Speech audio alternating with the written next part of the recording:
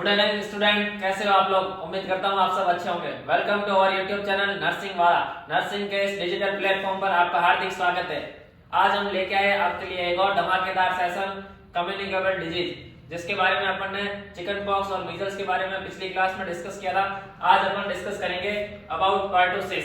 क्या होता है पर्टुसिस, पर्टुसिस को और किस नाम से जाना जाता है, और पर्टुसिस की क्या कौन सा विशेष एज ग्रुप होता है जिसको अफेक्ट करता है, क्या इसका पॉजिटिव एजेंट रहता है, क्या इसका इंक्यूबेशन पीरियड रहेगा, और कौन कौन से सिम्टम्स आएंगे, और क्या इसका ड्रग ऑफ चॉइस रहेगा। तो स्टार्ट करते हैं अपन आज का एक और important topic pertussis.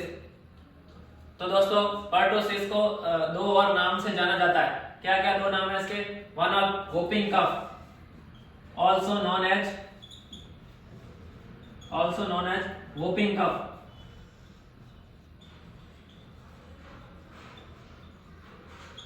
Whopping cough क्यों बोलते हैं, क्योंकि दोस्तों कफिंग के दौरान जो है कैसा साउंड आता है, वोपिंग साउंड आता है। जब पेशेंट इंस्पायरेशन करेगा उस दौरान अपने को कैसा साउंड सुनने को मिलेगा, वोपिंग साउंड, इसलिए इसको वोपिंग साउंड भी बोलते हैं, वोपिंग कफ भी बोलते हैं। इसके अलावा एक और नाम है ऑल्सो नोन एज 100 डे कफ। ये 100 डे कफ है जो चाइना में बोला जाता है अक्सर। 100 डे कफ क्यों बोलते हैं, क्योंकि ऐसा माना जाता है कि जो कफिंग है वो कितने दिन तक रहती है, 100 दिन तक रहती है। तो पर्टुसिस के दो एक्स्ट्रा नाम कौन से हो गए, एक तो हो गया वोपिंग कफ और 100 डे कफ। इसके बाद अपन बात करते हैं पर्टुसिस जो है होता किससे, इसका जो पॉजिटिव ऑर्गेनिज्म जो होता है वो क्या होता है। तो इसका बात करें अपन इसके पॉजिटिव एजेंट की, पॉजिटिव एजेंट, तो पर्टुसिस का पॉजिटिव एजेंट क्या रहेगा दोस्तों, तो हमेशा ध्यान रखना है बोर्डेटेला पर्टुसिस, बोर्डेटेला पर्टुसिस आसान नाम है, जो बीमारी का नाम है वही नाम किसके अंदर आ रहा है, पॉजिटिव एजेंट के अंदर। तो दोस्तों पर्टुसिस का किस नाम से जानते हैं पर्टुसिस को, वोपिंग कफ, और इसके अलावा 100 डे कफ के नाम से। पर्टुसिस का जो पॉजिटिव एजेंट क्या रहेगा, बोर्डेटेला पर्टुसिस। इसके बाद अपन बात करते हैं इसका इंक्यूबेशन पीरियड, क्या रहेगा इसका इंक्यूबेशन पीरियड। तो दोस्तों पर्टुसिस का इंक्यूबेशन पीरियड होता है 7 to 14 डेज।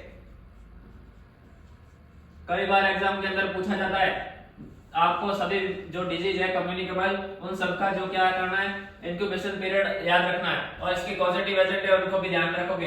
इंपॉर्टेंट एमसीक्यूज के रूप में देखा जाता है इसको। तो पर्टुसिस का इंक्यूबेशन पीरियड कितना रहेगा दोस्तों, 7 से 14 दिन। उसके बाद अपन बात करते हैं ये कौन से एज ग्रुप को अफेक्ट करता है। एज ग्रुप की अपन बात करें तो जो मोस्ट कॉमन एज होगी उसकी 3 year of child, most common age 3 years of child, 3 साल तक के जो बच्चे होते हैं उनको ज्यादा अफेक्ट करता है। ठीक है दोस्तों, कौन सा एज ग्रुप अफेक्ट करेगा, तो मोस्ट कॉमन एज ग्रुप कौन सा होगा, 3 इयर्स ऑफ चाइल्ड, 3 साल तक के जो बच्चे। उसके बाद अपन बात करते हैं इसके मोड ऑफ ट्रांसमिशन की। तो दोस्तों कल जैसे आपको बताया मीजल्स किसके द्वारा फैलना था, एयर ड्रॉपलेट के द्वारा। तो इसका भी जो कैसा रहेगा, बाय ड्रॉपलेट इन्फेक्शन के द्वारा। कौन सा सिस्टम से रिलेटेड डिजीज है पर्टुसिस, तो दोस्तों आपको याद रखना है ना, related to respiratory tract, respiratory system. Coughing हो रही है ना, कफिंग हो रही है तो रेस्पिरेटरी सिस्टम को अफेक्ट करेगी। तो अपन ने क्या देखा, जब इसका इंक्यूबेशन पीरियड कितना होता है 7 to 14 डेज। उसके बाद अपन ने एज ग्रुप की बात की, एज ग्रुप जो किसको अफेक्ट करेगी, 3 years of child, most common जो एज होगी वो क्या होगी इसकी, 3 इयर्स ऑफ चाइल्ड। उसके बाद अपन ने बात की मोड ऑफ ट्रांसमिशन, जो फैलने का जो तरीका होगा उस किस माध्यम से ये फैलेगी, तो हमेशा याद रखना है ड्रॉपलेट इन्फेक्शन। इसके बाद अपन बात करते हैं क्या क्या क्लिनिकल मैनिफेस्टेशन देखने को मिलेंगे पर्टुसिस के अंदर, कौन कौन से जो लक्षण अपने को देखने को मिलेंगे। तो पर्टुसिस के जो फीचर है उसको अपन 3 स्टेज में बांटते हैं। पहली स्टेज है कैटरल स्टेज।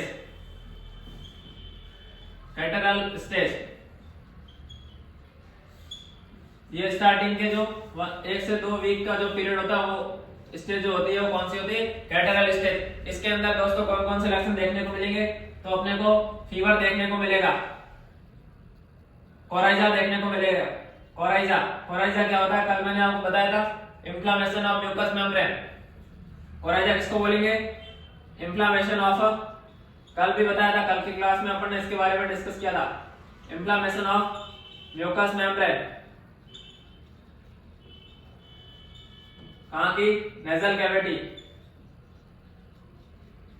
उसको अपन क्या बोलेंगे? कोराइजा बोलेंगे। इसके अलावा और क्या हो सकता है? ड्राई कफ,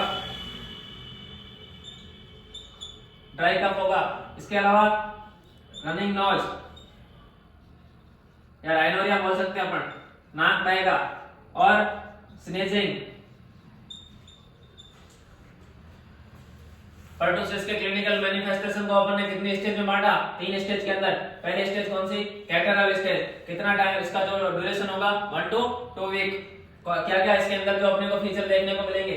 तो इसके अंदर पेशेंट को फीवर रहेगा, कोराइजा होगा, dry cough, running nose, then sneezing हो सकती है। इसके बाद अपन बात करते हैं इसका इंपॉर्टेंट स्टेज, सेकंड स्टेज। क्या कौन सी स्टेज रहेगी? सेकंड। तो दोस्तों सेकंड स्टेज इसकी जो होती है उसका नाम है प्रोक्सिमल स्टेज।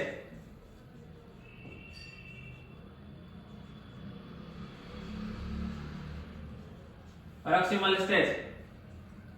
इसके अंदर दोस्तों क्या होगा आपको ध्यान रखना है, वन ऑफ इंपॉर्टेंट स्टेज है पर्टोसिस की। इसके अंदर आपको क्या देखने को मिलेगा? सीवियर कफिंग देखने को मिलेगी।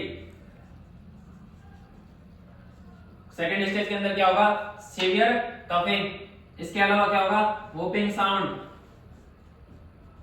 वूपिंग साउंड कब देखने को मिलेगा? जब पेशेंट जो क्या करेगा? इनहेलेशन करेगा, इंस्पिरेशन करेगा। Whooping sound during inhalation. Inhalation के दौरान जो कैसा साउंड देखने को मिलेगा अपने को? वूपिंग साउंड देखने को मिलेगा। इसके अलावा क्या होगा? सीवियर कफिंग होगी। जो इसका जो ड्यूरेशन होता है वो कितना रहता है? 5 to 6 वीक। सेकेंड स्टेज कौन सी? Paroxysmal stage. कितना इसका ड्यूरेशन? 5 to 6 week. इसके अंदर अपने को क्या देखने को मिलेगा? सीवियर कफ और वूपिंग साउंड ड्यूरिंग इनहेलेशन। इसके बाद अपन बात करते हैं तीसरी स्टेज। तीसरी स्टेज कॉन्वालेंट स्टेज। कौन सी स्टेज दोस्तों? कॉन्वालेंट।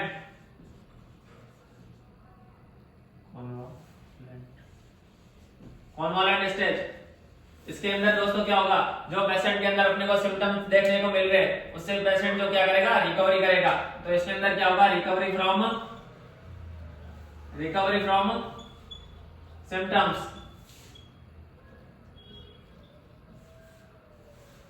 Recovery from symptoms. तीसरी स्टेज के अंदर क्या करेगा? जो पेशेंट के अंदर सिम्टम्स देखने को मिल रहे हैं उसकी रिकवरी होगी। तो अपन ने जो पर्टुसिस के क्लिनिकल फीचर के 3 स्टेज, कौन कौन सी 3 स्टेज की बात की? सबसे पहले अपन ने देखा कैटरल स्टेज, जिसके अंदर अपने को क्या देखने को मिला?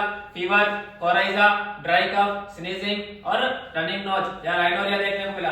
उसके बाद अपन ने बात की इसकी इंपॉर्टेंट स्टेज पैरोक्सिमल स्टेज, जिसका जो ड्यूरेशन अपन ने देखा 5 to 6 वीक। उसके अंदर अपने को क्या देखने को मिला?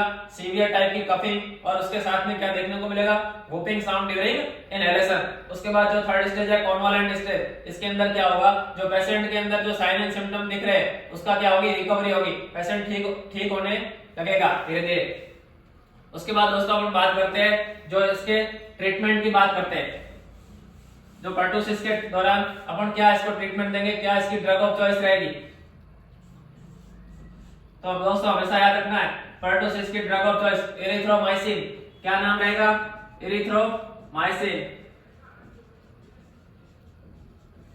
एरिथ्रोमाइसिन जो ड्रग ऑफ चॉइस, कई बार एग्जाम में क्वेश्चन पूछा जा चुका है ड्रग ऑफ चॉइस पर्टुसिस के लिए, तो आपका आंसर जाएगा एरिथ्रोमाइसिन। इसके अलावा अपन पेंटावलेंट वैक्सीनेशन करते हैं, तो वैक्सीनेशन भी कर सकते हैं इसके प्रिवेंशन के लिए, प्रिवेंटिव तौर पर पेंटावलेंट की जो डोज लगती है। ठीक है दोस्तों, तो आप अपन ने आज क्या पढ़ा? पर्टुसिस, कौन सा पॉजिटिव एजेंट के कारण पर्टुसिस होता है? Bordetella pertussis. इनका इंक्यूबेशन पीरियड कितना? 7 to 14 days. Most affected age group अपन ने क्या बात की? 3 इयर्स ऑफ चाइल्ड। इसके बाद मोड ऑफ ट्रांसमिशन अपन ने देखा एयर ड्रॉपलेट इन्फेक्शन। उसके बाद अपन ने बात की इसकी क्लिनिकल फीचर्स की, जिसको अपन ने 3 स्टेज के अंदर बांटा, कैटरल स्टेज, पैरोक्सिमल स्टेज और कॉन्वालेंट स्टेज। उसके अंदर अपन ने अलग अलग फीचर्स को अलग अलग स्टेज के अंदर बांट दिया। उसके बाद अपन ने बात की जो पर्टुसिस है उसके ड्रग ऑफ चॉइस की, तो इसकी ड्रग ऑफ चॉइस अपन ने क्या बताई? एरिथ्रोमाइसिन। कैसी लगी आज की क्लास कमेंट बॉक्स में जरूर बताएं। नोट्स डाउनलोड करने के लिए हमारी वेबसाइट पर विजिट करें, जिसका लिंक नीचे डिस्क्रिप्शन में दे रखा है, और साथ ही जुड़िए हमारे टेलीग्राम चैनल से। थैंक यू दोस्तों। जब आंखों में अरमान लिया, मंजिल को अपनी मान लिया, है मुश्किल क्या आसान क्या, जब ठान लिया तो ठान लिया। हमने ठान लिया है नर्सिंग ऑफिसर बनकर ही छोड़ेंगे, जब तक तोड़ेंगे नहीं तब तक छोड़ेंगे नहीं। Thank you.